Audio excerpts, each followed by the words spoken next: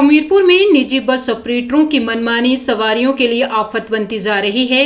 दिन प्रतिदिन निजी बस ऑपरेटर हिमाचल पथ परिवहन निगम की सरकारी बसों में कार्यरत चालकों व परिचालकों को आंखें दिखाने से बाज नहीं आ रहे हैं। हमीरपुर बस अड्डे पर भी निजी बस ऑपरेटर अपनी दादागिरी दिखा रहे हैं और सरकारी बसों के आगे निजी बसों को खड़ी करने में भी गुरेज नहीं कर रहे हैं, जिससे इसका नुकसान अपने गंतव्य तक पहुंचने वाली सवारियों को उठाना पड़ रहा है।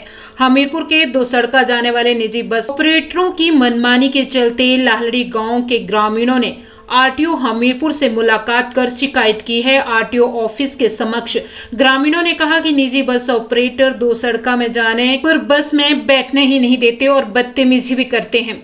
ग्रामीणों ने मांग की है कि निजी बस ऑपरेटरों के इस तरह के रवैये पर अंकुश लगाया जाए। वहीं आरटीओ अंकुश शर्मा ने बताया कि दो सड़का और लाहड़ी में निजी बस ऑपरेटरों के खिलाफ बस में न बिठाने और बदतमीजी करने की शिकायत आई है, जिस पर छानबीन की जा रही है और 17 सितंबर को निजी बस ऑपरेटरों की बैठक बुलाई है, जिसमें सभी निजी बस ऑपरेटरों को लोगों के साथ इस तरह न करने की हिदायत दी जाएगी।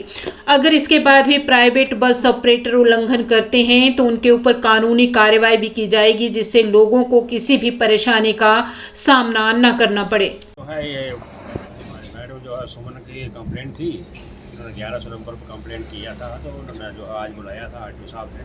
तो आरटीओ साहब से हम लोग जो है वो मिले, उनसे रिक्वेस्ट किया कि प्राइवेट जो है वो बसों वाले हैं, वो लोकल जो है वो सवारियाँ हमारे जो है वो वार्ड नंबर 11 जो है बड़ूद सड़का वगैरह का जो है वो लोकल बोलने से पूछते हैं वो कि कहाँ जाना है। अगर सड़का बोल दिया बड़ू बोल दिया तो बोलते हैं कि दूसरी बस में बैठो, यानी जाड़ी बस जो है ये यहाँ नहीं है, जगह ये है।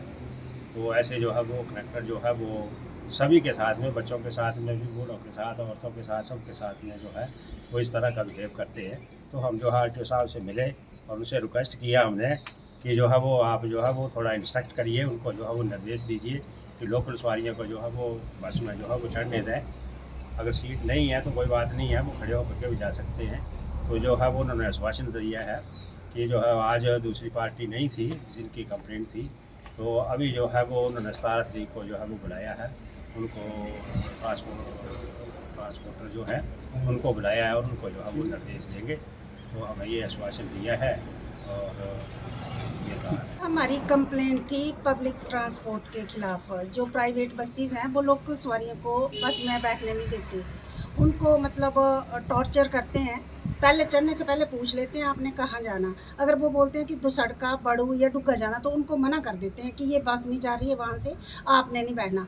ना वो बुजुर्गों को देखते हैं, ना वो बच्चों को देखते हैं, ना वो किसी को नहीं देखते हैं। और इस प्रॉब्लम से हम आज से सफ़र नहीं कर रहे हैं, ये जब से हम पढ़ते थे कॉलेज टाइम से तब से इस प्रॉब्लम से सफ़र कर रहे हैं और सभी लोग इससे सफ़र कर रहे हैं। अब आगे हमारे बच्चे सफ़र कर रहे हैं।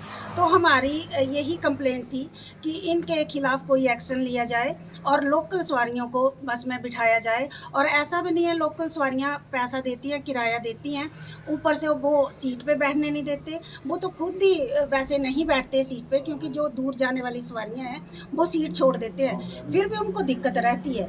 तो सर हमारा यही है कि इनके खिलाफ एक्शन लिया जाए। सभी जितनी भी प्राइवेट बसेस हैं उनके खिलाफ कोई ऐसा एक्शन लिया जाए कि वो सवारियों को परेशान ना करें। सर पहले मैंने आरटीओ ऑफिस में कॉल की थी, पहले यहाँ मैंने अपनी कंप्लेंट दर्ज करवाई, फिर मैंने 1100 नंबर पे कॉल की, फिर वहाँ उन्होंने मेरी कंप्लेंट दर्ज की। तो फिर उसके बाद 4-5 दिनों बाद मुझे लेटर आया कि आपने यहाँ आना है आरटीओ ऑफिस। तो मैं तो आ गई, लेकिन अदर पार्टी यहाँ प्रेजेंट नहीं हुई। तो चलो ये तो एक बस की बात थी जो जिसका रूट था सरका घाट हमीरपुर टू सरका घाट, और बस का नेम है सोनी, उसका नंबर था 8345। पर ये एक बस की बात नहीं है, ये सभी प्राइवेट बसों की प्रॉब्लम है। ये हमें लोकल सवारियों को बैठने नहीं देती। और उस दिन उस कंडक्टर ने मेरे साथ बहुत ज़्यादा बदतमीज़ी की, बस में मुझे बैठने नहीं दिया, दरवाज़ा बंद कर दिया एकदम से, मुझे लग भी सकती थी। तो फिर मैंने फिर यही सही समझा कि इनके खिलाफ़ कोई एक्शन लिया जाए, तो मैंने कंप्लेंट कर दी। मैं एक बार बस में चढ़ी थी और चढ़ गए थे और कनेक्टर बाहर ही था और बोलता कहाँ जाना है, हमने तो सड़का। उसने खिड़की से मेरी बाजू ऐसे खींच दी, खिड़की से ही बाहर से ही और मेरे को इतना ये आया, मतलब ऐसे लगता कि मैं गिर जाती है, कुछ होता तो इतनी बदतमीज़ी करते हैं वो। तो हम सोचते हैं भी ये ऐसी नौबत ना आए, और ज़्यादा कर तो कनेक्टरों को ही है थोड़ा यहाँ पर। अब कनेक्टर एक बार भी हमने रिपोर्ट दी थी, नीचे था ऑफिस, तो उन्होंने वो कनेक्टर भगा दिया।